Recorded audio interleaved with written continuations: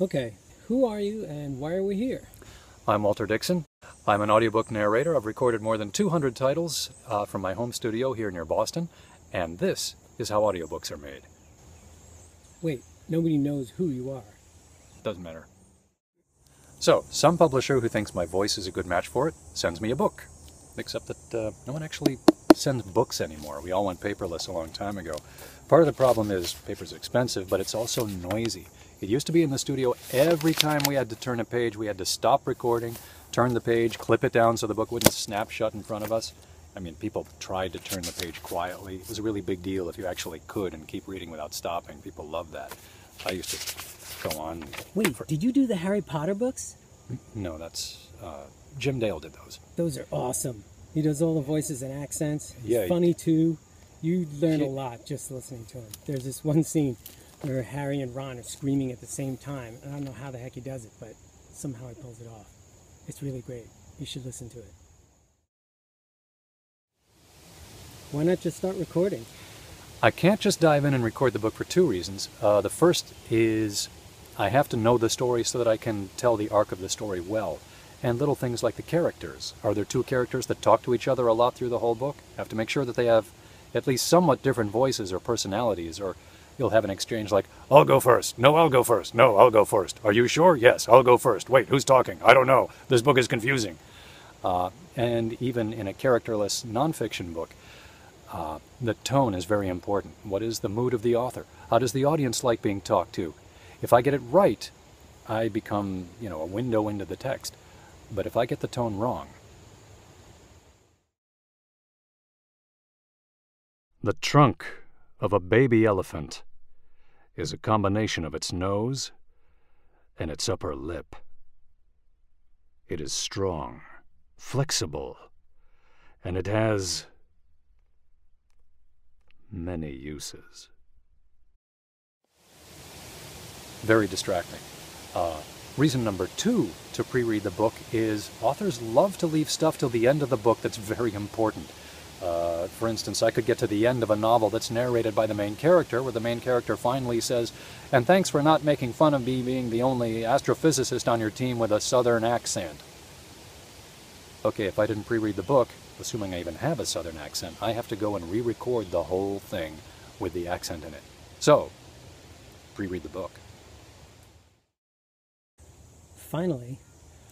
So, I'd love to record here, but everything is too loud. I mean, obviously the setting, I can't record outside, but even what I'm wearing. The shirt, which I wear in these videos, I like to move when I read, and this kind of cotton is too noisy.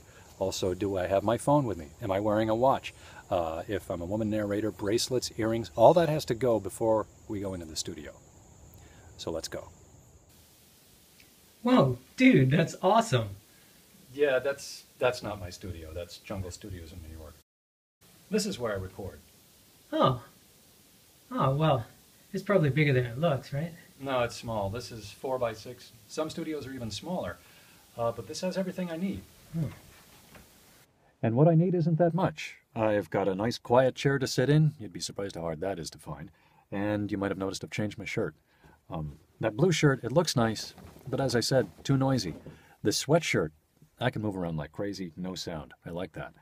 And here we are. I can see my work here through the window, so I know where to back up the audio to and start over again when I make a mistake. And I've got my tablet right here in front of me in a good position. And yes, this is a small booth, 4x6, but I'm so into this when I'm working I don't really notice. However, it is small, and that's actually why I shot the first half of this outside. I thought you might feel kind of boxed in if we were in here the whole time. So, time to get down to recording. And what I'm recording today is I'm finishing up a book called Self-Improvement, written in 1859.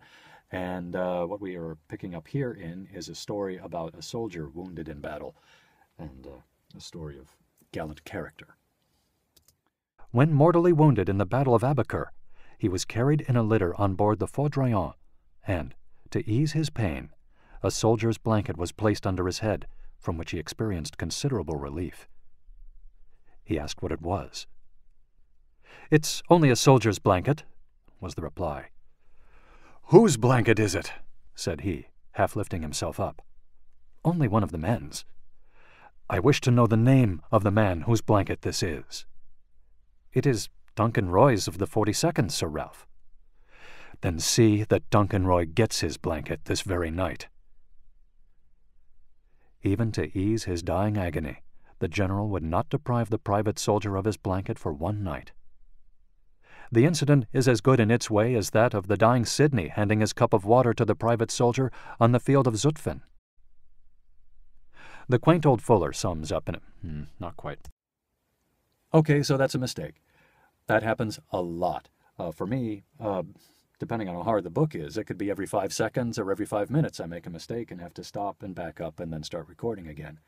Every book that you've ever listened to has hundreds and hundreds and hundreds of edits in it that you'll never hear because the narrators are so good at backing up and just starting to read again sounding exactly like they did so that you don't notice and it sounds like they just sat down and read it to you.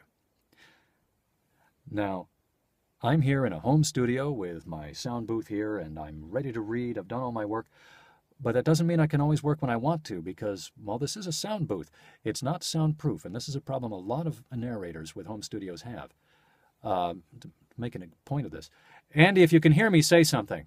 How long is this video? All right, you see, this isn't soundproof. So even though I'm ready to work, doesn't mean I can start working right now. There are things that can go on outside of this booth that can make me have to stop.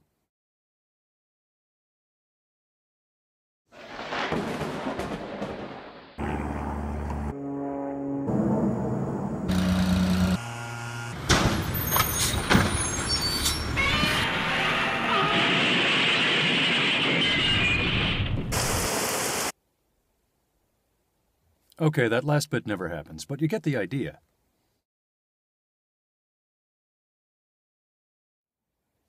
To record an audiobook usually takes 2 to 3 times as long as it takes you to listen to. So a 10-hour audiobook would take me 20 to 30 hours of studio time, depending on how technical it is. Once I'm done, I send the audio off, and a proofer finds all the mistakes that I made. I fix them all, and then it's ready to go. And that, in a nutshell, is how audiobooks are made. If you have any questions, please put them in the comments down here. I'll be happy to answer them for you as soon as I can. I'm Walter Dixon. Thank you for watching.